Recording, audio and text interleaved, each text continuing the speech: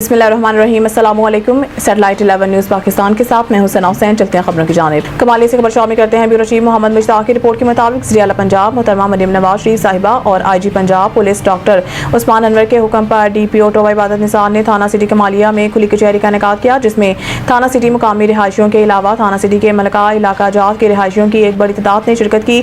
इस मौके पर SHO थाना city Kamalia inspector Zahoor Ahmad Khan, SHO थाना सदर Kamalia inspector Nasir Azeem, reader ASP Kamalia ASI Abdul Jabbar, तमाम तफ्तीशी अफसरान, PRO ASI मोहम्मद अताउल्लाह समेत सीनियर सहाफ़ी मलिक जफर इकबाल, राना मोहम्मद आसिफ, मकबूल तारिक, राना मोहम्मद उस्मान भी मौजूद थे। इस खुली कचहरी का आगाज़ लाफ्ज़ कलाम पाक से नात रसूल मकबूल सल्लल्लाहु अलैहि वसल्लम से किया गया।